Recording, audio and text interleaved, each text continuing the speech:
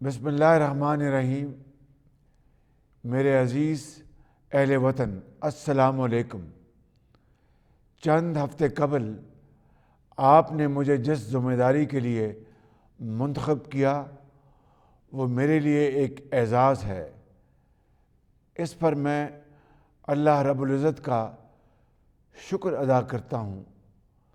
خاص طور پر اس مرحلے پر وزیر اعظم پاکستان کا منصب سنبھالنا کسی کڑے امتحان سے کم نہیں، جب ملک گزشتہ پونے 4 سال کی حکومت کے تباہ کن سنگین حالات سے بچانا مقصود ہے۔ یہ ذمہ داری مجھے میری جماعت پاکستان مسلم لیگ نون اور اتحادی جماعتوں کی جانب سے سونپی گئی ہے۔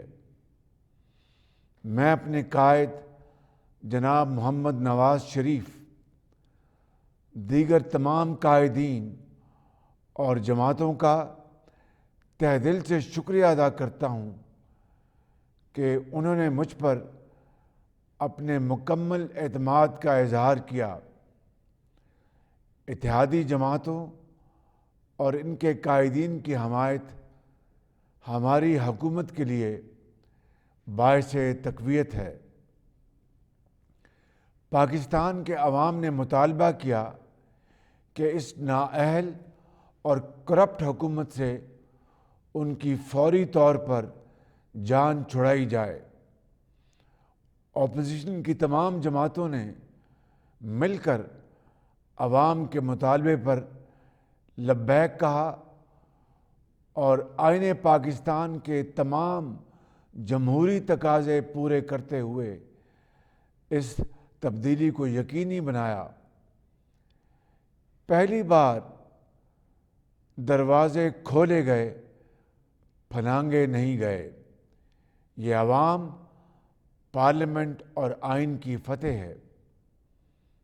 میرے عزیز اہل وطن، ہم نے حکومت سنبھالی تو ہر شعبہ تباہی کی داستان سنا رہا تھا۔ 3 دہائیوں کی عوامی خدمت کے سفر کے دوران ایسی تباہی میں نے پہلے کبھی نہیں دیکھی، جو سابق حکومت اپنے پونے 4 سال کی بدترین حکمرانی کے بعد پیچھے چھوڑ گئی۔ یہی وجہ ہے کہ ہم نے پاکستان کو بچانے کا چیلنج قبول کیا، حالانکہ یہ حقیقت ہمارے سامنے واضح تھی کہ اس تباہی سے نکلنے اور ملک کو بہتری کے راستے پر گامزن کرنے کے لیے انتھک محنت اور وقت درکار ہوگا۔ جہاں گزشتہ دور میں ہونے والی تباہی اور بھیانک کرپشن کی ان گنت داستانیں موجود ہیں، وہیں فسادی ذہن نے معاشرتی تانے بانے کو ادھیڑ کر رکھ دیا ہے۔ ہماری سیاست کے رگ و ریشے میں نفرت کا زہر بھر دیا گیا۔ مادر وطن کی فضاؤں میں انتقام، غصے اور بد تہذیبی کی آلودگی پھیلا دی گئی۔ ماضی کے اس دور میں نفرت کی ایک پوری فصل بوئی گئی۔ میرے عزیز اہل وطن، اپنے مذموم سیاسی مقاصد کے لیے سفارتی خط کی نام نہاد سازش تک گھڑی گئی۔ ایک خطرناک جھوٹ بولا گیا، حالانکہ نیشنل سیکورٹی کمیٹی نے ایک نہیں 2 بار پوری وضاحت کے ساتھ کہا کہ ایسی کوئی سازش نہیں ہوئی۔ امریکہ میں ہمارے سفیر نے بھی سازش کی کہانی کو یکسر مسترد کر دیا۔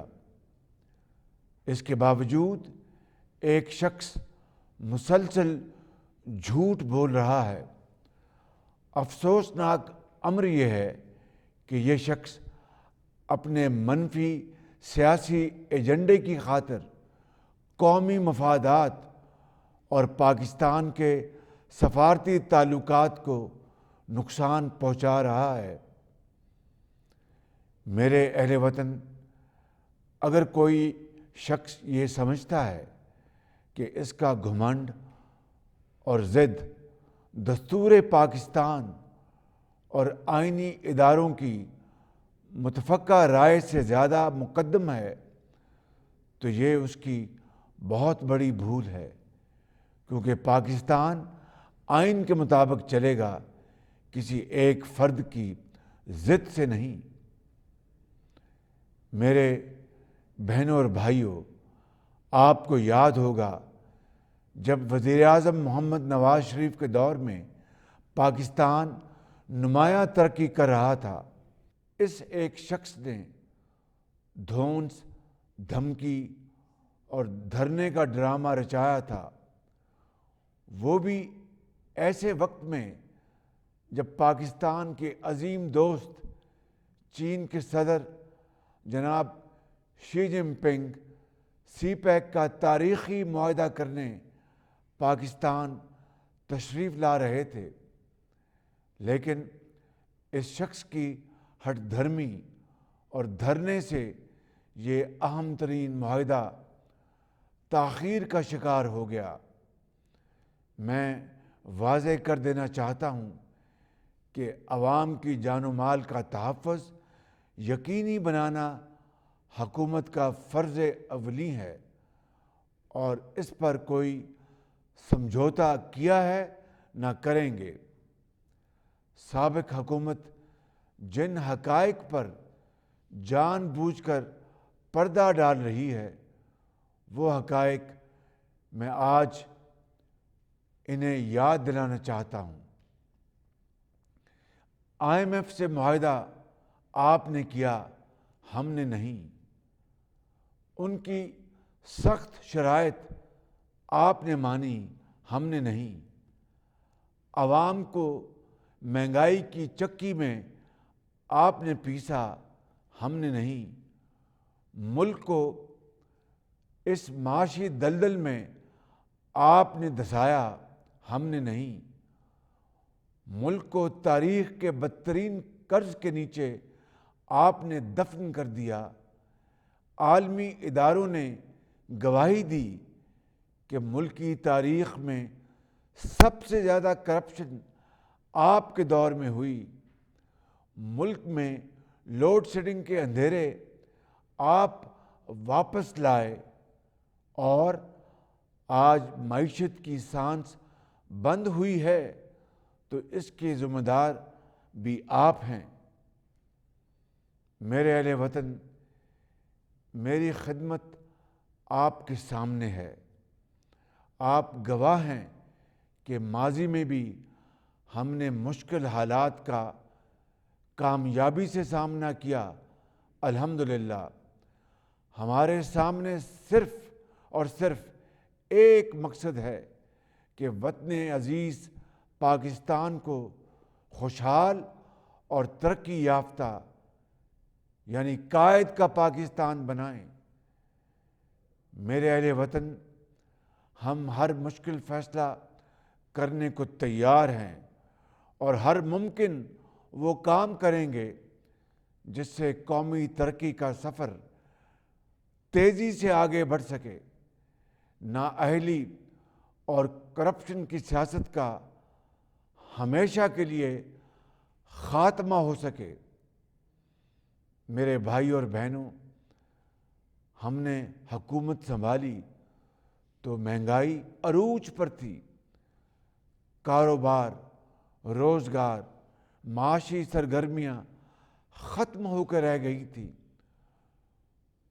ڈالر جو 2018 میں ہم 115 روپے پر چھوڑ کر گئے تھے،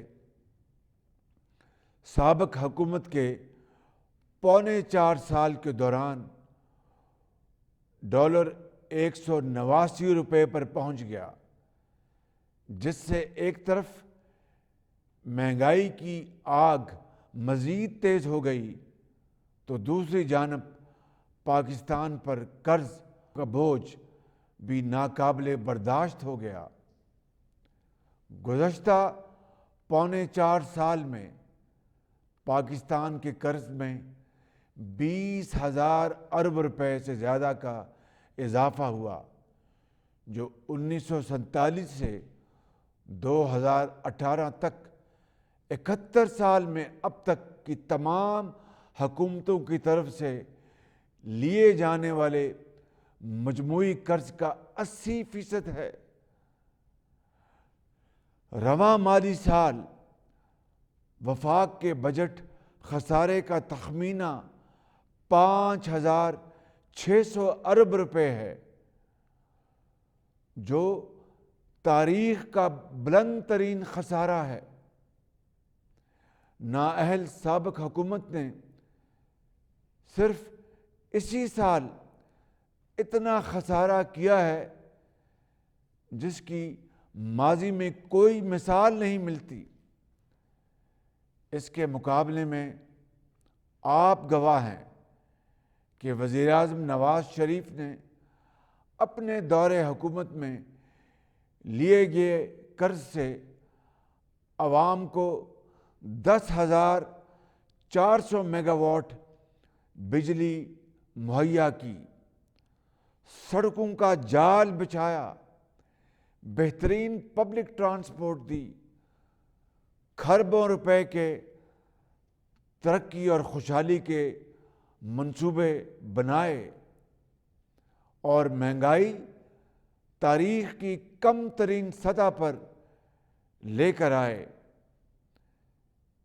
جب ہم نے اب حکومت سنبھالی تو ملک میں 7,500 میگا واٹ کے پاور پلانٹس بند پڑے تھے، کیونکہ سابق حکومت نے مجرمانہ غفلت کا مظاہرہ کرتے ہوئے نہ ایندھن کا بندوبست کیا اور نہ ہی بروقت بجلی کے کارخانے مرمت کرائے، جس کی وجہ سے عوام مہنگی بجلی اور گھنٹوں لوڈ شیڈنگ کے عذاب میں مبتلا ہوئے۔ میرے اہل وطن، ہم نے دل پر پتھر رکھ کر پیٹرولیم مصنوعات کی قیمتوں میں گزشتہ روز اضافہ کیا ہے۔ یہ فیصلہ ہمیں کیوں اور کن مشکل ترین معاشی حالات میں کرنا پڑا، یہ سچائی آپ کے علم میں لانا بہت ضروری ہے۔ دنیا میں پٹرول اور ڈیزل کی قیمتیں آسمان کو چھو رہی ہیں۔ تیل پیدا کرنے والے ملکوں سے لے کر ترقی یافتہ ممالک سمیت سب اس شدید معاشی صورتحال سے دوچار ہیں، لیکن سابق حکومت نے اپنے سیاسی فائدے کے لیے سبسڈی کا اعلان کر دیا، جس کی قومی خزانے میں کوئی گنجائش نہیں تھی۔ ہم نے اپنے سیاسی مفاد کو قومی مفاد پر قربان کرنا قومی فرض جانا، کیونکہ یہ فیصلہ پاکستان کو معاشی دیوالیہ پن سے بچانے کے لیے ناگزیر تھا۔ اس معاشی بحران میں پاکستان اور اس کے عوام کو سابقہ حکومت نے پھنسایا ہے۔ آج کا یہ مشکل فیصلہ معیشت کو موجودہ بحران سے نکالنے کی طرف ایک اہم قدم ہے۔ میرے بزرگوں، بھائیوں اور بہنوں، ہم غریب عوام کو پٹرول اور ڈیزل کی قیمتوں میں اضافے کے بوجھ سے بچانے کے لیے 28 ارب روپے ماہانے سے نئے ریلیف پیکج کا آغاز کر رہے ہیں، جس کے تحت فوری طور پر پاکستان کے 1,40,00,000 غریب ترین گھرانوں کو 2,000 روپے دیے جا رہے ہیں۔ یہ گھرانے 8.5 کروڑ افراد پر مشتمل ہیں، جو پاکستان کی کل آبادی کا 1/3 حصہ بنتا ہے۔ یہ اس مالی امداد کے علاوہ ہے جو بے نظیر انکم سپورٹ پروگرام کے تحت انہیں پہلے ہی دی جا رہی ہے، اور آئندہ مالی سال کے لیے اس ریلیف پیکج کو بجٹ میں شامل کیا جائے گا انشاءاللہ۔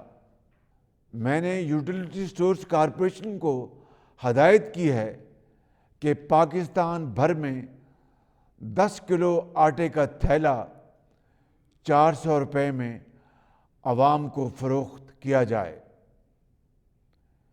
میرے نوجوانوں، داخلی محاذ کی طرح خارجی محاذ پر بھی گزشتہ 4.25 سال پاکستان کے قومی مفادات کے لیے انتہائی مہلک ثابت ہوئے۔ ہر مشکل گھڑی میں ساتھ نبھانے والے، ساتھ دینے والے پاکستان کے انتہائی قابل اعتماد دوست ممالک کو ناراض کر دیا گیا۔ اب ہم نے ان غلطیوں کی اصلاح اور 2 طرفہ تعلقات کی بحالی کا عمل شروع کر دیا ہے، جو آپ کے سامنے ہے۔ ہم پاکستان کے اس اصولی موقف کا پوری قوت سے اعادہ کرتے ہیں کہ جنوبی ایشیا میں پائیدار امن کے لیے بھارت کی ذمہ داری ہے کہ 5 اگست 2019 کے یک طرفہ اور غیر قانونی اقدامات کو ختم کرے، تاکہ بامقصد بات چیت سے جموں و کشمیر سمیت تمام متنازع امور کو حل کرنے کی طرف ٹھوس پیش رفت ہو۔ میرے بھائیوں اور بہنوں، ہمارے سامنے دہشت گردی اور بدامنی کی صورت میں ایک اور چیلنج موجود ہے۔ یہ فتنہ بدقسمتی سے دوبارہ سر اٹھا رہا ہے۔ ہم نے صوبوں کے ساتھ مل کر نیشنل ایکشن پلان کی اثر نو بحالی شروع کر دی ہے۔ یہ قومی مفادات سے جڑے منصوبوں کو تیزی سے مکمل کرنے کے لیے بھی نہایت ضروری ہے۔ گزشتہ 4.25 سال میں میڈیا اور اظہار رائے کی آزادیاں چھین لی گئیں۔ صحافیوں، ناقدین اور سیاسی مخالفین کو سخت ترین سزاؤں سے گزارا گیا۔ پاکستان صحافت اور اظہار رائے کی آزادیوں کے عالمی انڈیکس میں کئی درجے نیچے چلا گیا۔ پاکستان کو صحافت کے لیے بدترین ملک قرار دیتے ہوئے سابق وزیر اعظم کو آزادیاں چھیننے والے آمروں میں شمار کیا گیا۔ حکومت سنبھالتے ہی ہم نے سب سے پہلے سابق حکومت کے اس مجوزہ منصوبے پاکستان میڈیا ڈیولپمنٹ اتھارٹی کو ختم کر دیا، جس کا مقصد میڈیا اور اظہار رائے کی آزادیاں چھیننا تھا۔ میرے بھائیوں، بہنوں اور نوجوانوں، کوئی قوم اندرونی خلفشار پر قابو پائے بغیر ترقی نہیں کر سکتی۔ قوم کی تقسیم اس راستے کی سب سے بڑی رکاوٹ، اور اتحاد اور اتفاق اس کے حصول کا واحد ذریعہ ہے۔ آپ کی حکومت نے اس منزل کے حصول کے لیے سیاسی اور گروہی تقسیم سے بالا تر ہو کر عملی اقدامات اٹھانے کا فیصلہ کیا ہے۔ 4.25 سال قبل میں نے بطور قائد حزب اختلاف چارٹر آف اکانومی یعنی میثاق معیشت کی تجویز پیش کی تھی، جسے حقارت سے نظر انداز کر دیا گیا۔ یہ وقت کی آواز اور قومی ضرورت ہے۔ اس چارٹر پر اتفاق کے لیے میں تمام سیاسی جماعتوں کے ساتھ مشاورت کا آغاز کر رہا ہوں، تاکہ آئندہ کوئی بھی حکمران یا حکومت ذاتی سیاسی مفادات کے لیے قومی معیشت کے ساتھ کھلواڑ نہ کر سکے اور معاشی تسلسل کو یقینی بنایا جا سکے۔ میرے عزیز اہل وطن، بلا شبہ مشکلات بے پناہ اور راستہ کانٹوں سے بھرا ہوا ہے، لیکن ہمارا بھروسہ اللہ تعالیٰ کی کریم ذات پر ہے، جو خلوص نیت سے کام کرنے والوں کی محنت کو ہرگز رائیگاں نہیں فرماتا۔ ہم اس مالک کی رحمتوں کے طلبگار ہیں۔ ہم آپ سے عہد کرتے ہیں کہ مل کر امانت اور دیانت کے ساتھ شبانہ روز محنت کریں گے اور کسی بھی قربانی سے دریغ نہیں کریں گے۔ میں اور میری کابینہ اپنے ہر فیصلے کے لیے آپ کی عدالت میں جواب دہ ہوں گے۔ اللہ تعالیٰ ہماری ان پرخلوص کاوشوں کو پذیرائی عطا فرمائے، آمین۔ میرا پوری قوم، خاص طور پر سیاسی مخالفین کے لیے پیغام ہے کہ آئیے ہم سب مل کر پاکستان کو ایک ایسا ملک بنا دیں جس میں اختلاف رائے کو دشمنی نہ سمجھا جائے، جہاں تنقید کو حوصلے سے برداشت کیا جائے، جہاں قومی خدمت ہی سیاست کا اصل معیار ہو۔ درسگاہوں کے دروازے کھل جائیں، نفرت گاہوں کے در بند ہو جائیں، جہاں عورتوں کے حقوق مقدم، اقلیتوں کے حقوق محفوظ ہوں، جہاں مزدور اور کسان خوشحال ہوں، جہاں مہنگائی، بے روزگاری کا خاتمہ، رزق کی فراوانی اور آسانی ہو، جہاں کا عدل باعث فخر ہو، جہاں ظلم کا خاتمہ ہو جائے۔ اللہ تعالی ہم سب کا حامی و ناصر ہو۔ قائد اعظم زندہ باد، پاکستان پائندہ باد۔